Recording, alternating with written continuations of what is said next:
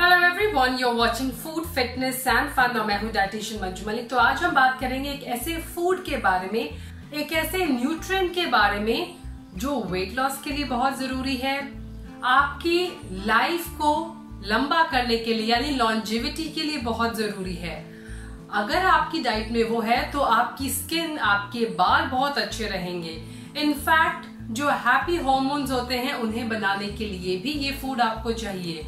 ये फूड आपकी स्ट्रेंथ को इंक्रीज करेगा, आपको ज्यादा एनर्जेटिक फील कराएगा, साथ ही आपके मेटाबॉलिज्म को भी इंप्रूव करने में हेल्प करेगा। तो यहाँ पर हम बात कर रहे हैं कि इंपॉर्टेंट माइक्रो न्यूट्रिएंट की, जो है प्रोटीन। नाउ प्रोटीन जो होते हैं उसके बहुत सारे फंक्शंस होते हैं हमारी बॉडी के अंदर, पर प्रोटीन का जो सबसे इंपॉर्टेंट फंक्शन है दैट इज आपकी पूरी बॉडी का स्ट्रक्चर, आपके सेल की ग्रोथ, आपके सेल का डेवलपमेंट, इसका रिप्रोडक्शन, उसका हीलिंग, आपकी बॉडी की हीलिंग, सब कुछ प्रोटीन पे डिपेंड करती है।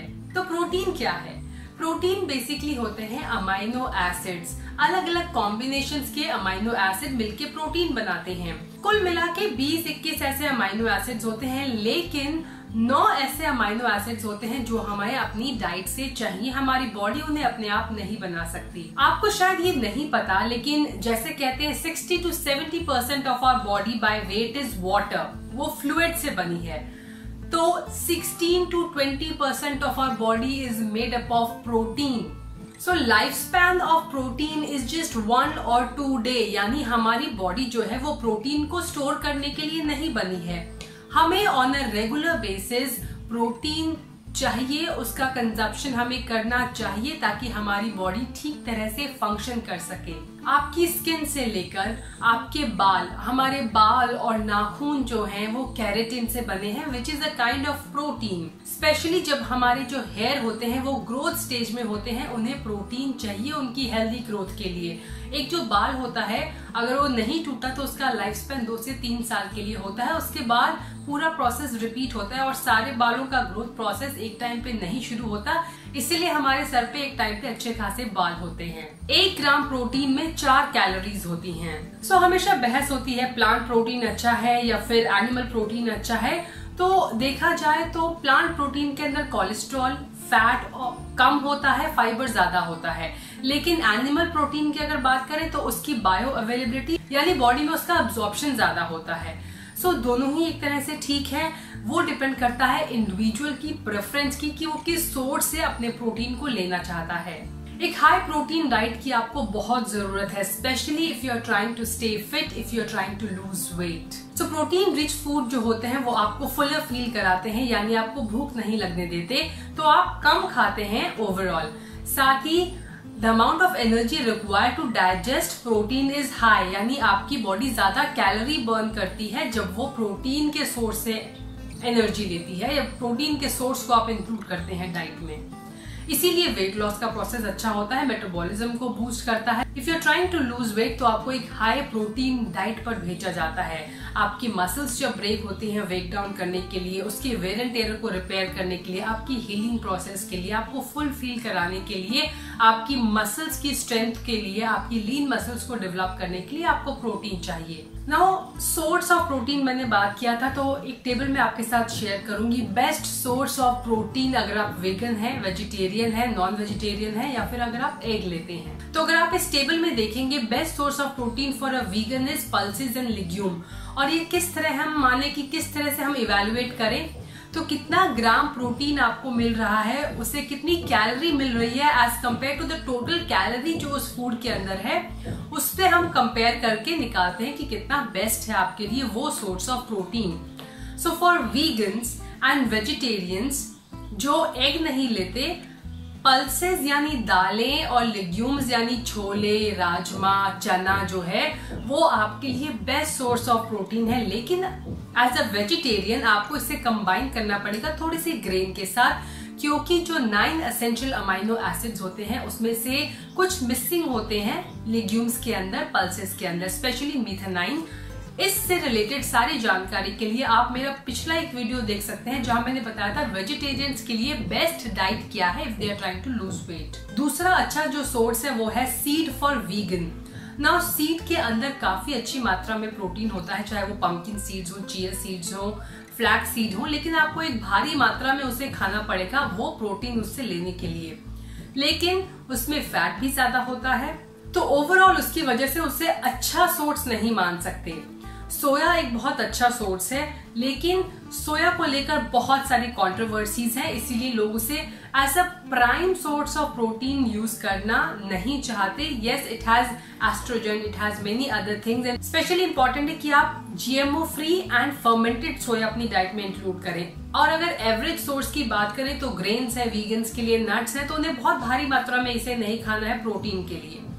ना वेजिटेबल्स में भी अच्छी मात्रा में प्रोटीन होता है, लेकिन आपको बहुत सारी वेजिटेबल्स खानी पड़ती हैं उस प्रोटीन को निकालने के लिए। फॉर एग्जांपल ब्रोकली के लिए एक अच्छा सोर्स है ब्रोकली, लेकिन अगर आपको एक मील में जितना प्रोटीन चाहिए वो अगर आपको सिर्फ सब्जियों से निकालना है तो आपको कुछ किलो सब्जियां खानी पड़ेंगी उस प्रोटीन की मात्रा को पूरा करने के लिए। सो दे आर फेयर सोर्स, आप जरूर खाएं वेजिटेबल्स क्योंकि उनके अंदर विटामिन्स एंड मिनरल्स होते हैं, but they can not be your main source of protein. Vegetarians की बात करें, अगर आप मिल्क लेते हैं तो पल्सेस एंड लिग्यूम के बाद मिल्क आपके लिए एक अच्छा सोर्स होगा प्रोटीन का, सीड्स, सोया एंड ग्रेन्स।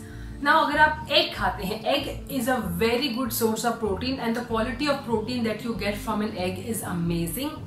जो उसका योग होता है उसमें फैट होता है, तो अगर आप नहीं चाहते उस फैट को कंज्यूम करना तो आप एक होल एग खाएं, बाकी आप एग वाइट्स ले सकते हैं, because egg white is nothing but protein and water. उसके अंदर वाटर होता है एंड प्रोटीन होता है, but it lacks those important vitamins and minerals जो एग योग के अंदर होते हैं। तो पूरा बेनिफिट उठाने के लिए आप एक होल एग खा सकते हैं और बाकी सिर्फ प्रोटीन के बेनिफिट के लिए आप एग व्हाइट ले सकते हैं अगर आप एग खाते हैं, if you are an eggitarian like me. अगर आप नॉन वेजिटेरियन है तो आपके लिए सबसे अच्छा जो सोर्स होगा of protein is lean meat, chicken breast, जो लीन फिश होती हैं जिनमें फैट कम होता है, वो आपके लिए बेस्ट सोर्स होगा।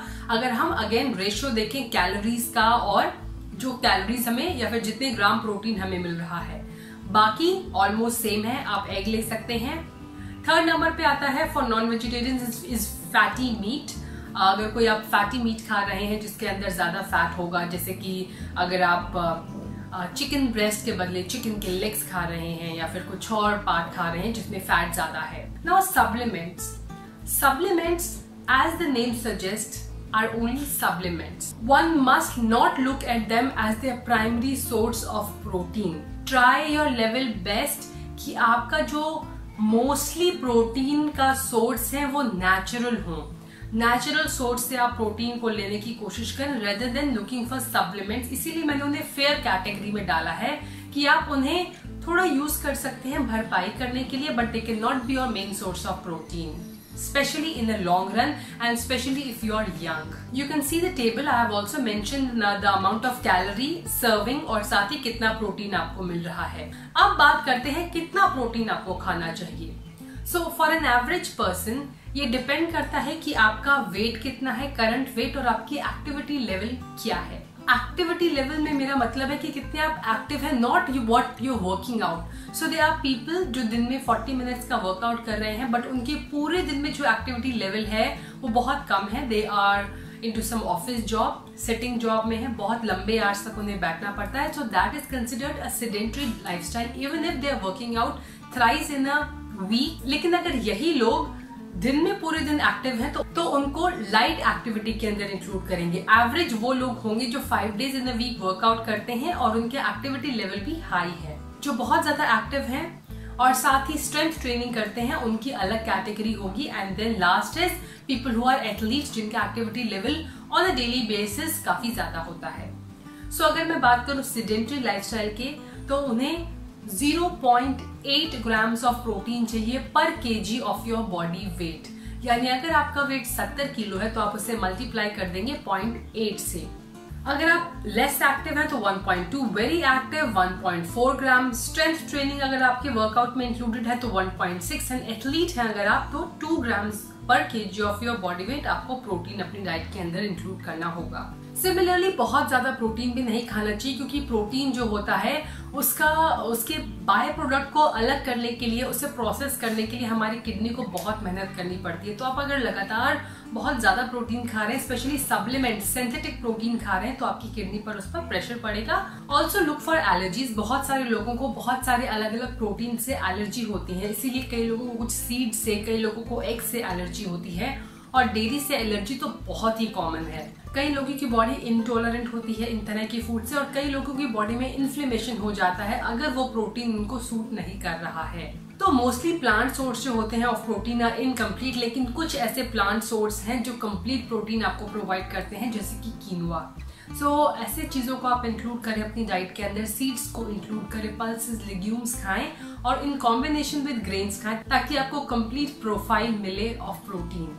तो ये था पूरा वीडियो ऑन प्रोटीन। बहुत सारे रिक्वेस्ट आ रही थी इससे रिलेटेड, इस टॉपिक से रिलेटेड वीडियो को लेकर। And protein is such an important nutrient in our diet, जिसे मेंटेन करना आपके लिए बहुत ही जरूरी है। सो आई होप आपके सारे doubts related to protein, weight loss and its benefits and its side effects clear हो गए होंगे। स्टिल अगर आपको कोई डाउट है तो आप मुझे मैसेज कर सकते हैं, आप मुझे इंस्टाग्राम पे फॉलो कर सकते हैं। Thanks for watching. इस वीडियो का टेक्स्ट फॉर्म आपको मेरी वेबसाइट पर मिल जाएगा, that is www.foodfitnessandfun.com। Stay healthy, stay fit, stay active and stay healthy. I'll be back very soon. Bye bye.